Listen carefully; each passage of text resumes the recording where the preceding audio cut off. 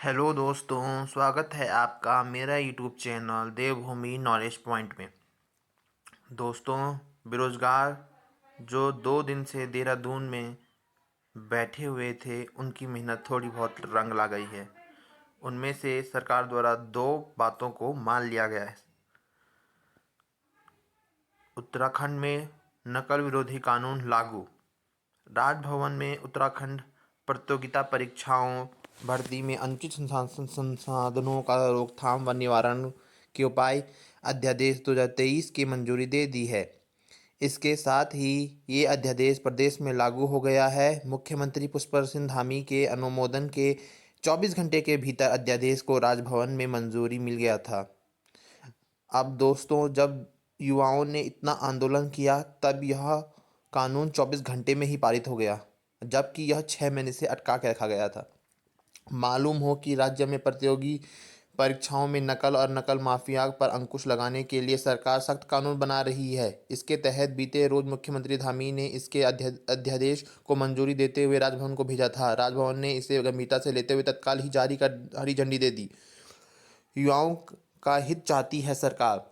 दोस्तों, मुख्यमंत्री धामी ने कहा कि उत्तराखंड में अब वो भी भर्ती परीक्षाएं होंगी, उनमें नकल अध्यादेश के प्रावधान लागू होंगे। मुख्यमंत्री ने कहा कि जिन जिन परीक्षाओं में गड़बड़ी की शिकायतें मिली, पहले उनके जांच कराई और नकल माफियों को गिरफ्तार कर परीक्षा रद्द की और परीक्षाओं की नई तिथि घोषित की है गई।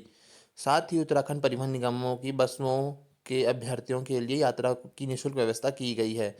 दोस्तों, हम जानते हैं परिवहन विभाग के कैसे हाल हैं, और 10,000 बच्चों के लिए 6 बसों का व्यवस्था की गई है। तो ये कौन सी फ्री बस हुई, कुछ समझ नहीं आ रहा है।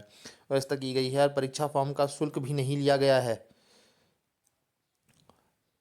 ये 4 जो मुख्य बिंदु हैं दोस्तों नकल विरोधी कानून के, वो ये हैं कि यदि कोई व्यक्ति प्रिंटिंग प्रेस, सेवा प्रदाता संस्था, संबंध तंत्र, कोचिंग संस्थाएं इत्यादि नकल कराने में दोषी पाया जाता है तो उसे उम्र कैद की सजा होगी। साथ ही 10 करोड़ रुपए का जुर्माना भी लागू होगा। इसी प्रकार कोई व्यक्ति संगठित रूप से परीक्षा कराने वाली संस्था के साथ षड्यंत्र करता है तो उसके लिए भी सजा है। नकल करते पकड़ा गया परीक्षार्थी चार्जशीट दाखिल होने की तारीख से 2 से 5 साल को डिबार किया जाएगा। यदि वह दोषी साबित हो जाता है तो फिर वह आगे 10 साल तक प्रतियोगिता परीक्षाओं की समय शामिल नहीं हो सकता है। दोस्तों, भर्ती परीक्षा में नकल कराते पकड़े जाने पर अभ्यर्थी के लिए भी सख्त सजा तय की गई है। इसके लिए उसे 3 साल की कैद, न्यूनतम 5 लाख तक जुर्माना। यदि वह परीक्षार्थी दोबारा अन्य में पुनः दोषी पाया जाता है तो यह सजा दोगुनी हो जाएगी, यानी न्यूनतम 10 वर्ष के कारावास तथा 10 लाख तक का जुर्माना।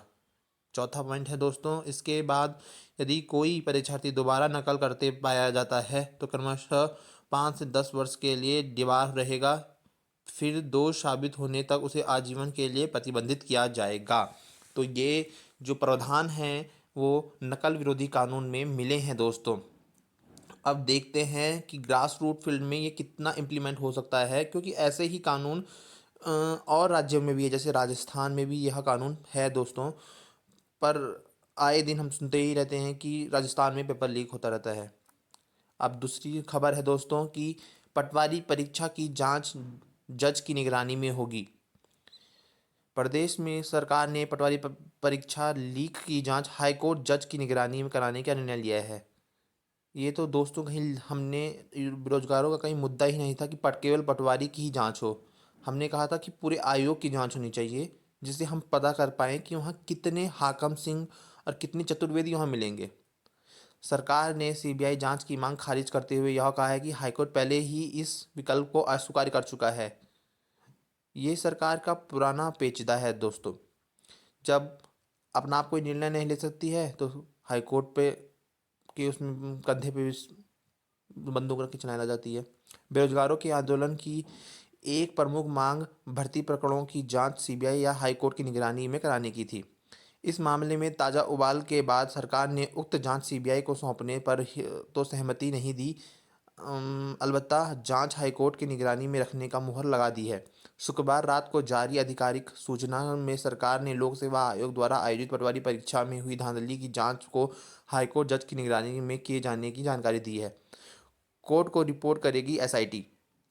इसको इसकी जांच हरिद्वार पुलिस द्वारा गठित एसआईटी कर रही है। अब एसआईटी सीधे कोर्ट को प्रगति रिपोर्ट देगी। दूसरी तरफ सरकार ने एक साफ किया है कि सीबीआई जांच का विकल्प हाईकोर्ट पहले ही खारिज कर चुका है। इससे साफ है कि राज्य की जांच एजेंसियां सही काम कर रही हैं। 12 फरवरी को प्रस्तावित पटवारी परीक्षा की पुनर्परीक्षा में प्रश्न पत्र बदले जाने की मांग पर सरकार ने कहा कि लोक सेवा आयोग पहले ही प्रश्न पत्र नए सिरे से तैयार करने की जानकारी दे चुका है। साथ ही सरकार ने सख्त नकल विरोधी कानून भी पास कर दिया है। भर्ती लीक के लिए प्रशासनिक तौर पर जिम्मेदार राज्य लोक सेवा आयोग परीक्षा नियंत्रण को भी हटा दिया गया है। इस तरह आंदोलन जारी रखने का अब कोई औचित्य नहीं रह गया है। सरकार की ओर से यह भी कहा गया है कि परीक्षाओं को सेंधमारी से मुक्त करने के लिए सख्त नकल विरोधी कानून भी लागू कर दिया है। अंत में उन्होंने कुछ पटवारी परीक्षा के बारे में कहा गया है दोस्तों कि पटवारी परीक्षा के लिए प्रदेश में बनाए गए 498 केंद्र। पटवारी लेखपाल भर्ती परीक्षा के लिए आयोग ने प्रदेश में 498 केंद्र बनाए हैं। परीक्षा के लिए 1,58,210 अभ्यर्थियों ने ऑनलाइन आवेदन किया है। सबसे अधिक 72 परीक्षा केंद्र देहरादून में बनाए गए हैं। सबसे कम 7 परीक्षा केंद्र बागेश्वर में बनाए गए हैं। दोस्तों आप अभी अपने गंतव्य स्थान के लिए परीक्षा केंद्र के लिए निकल जाएं, क्योंकि लोगों के सेंटर बड़े गांव गांव में हैं, बड़े दूर दूर हैं। तो अभी से अपना सेंटर देख ले।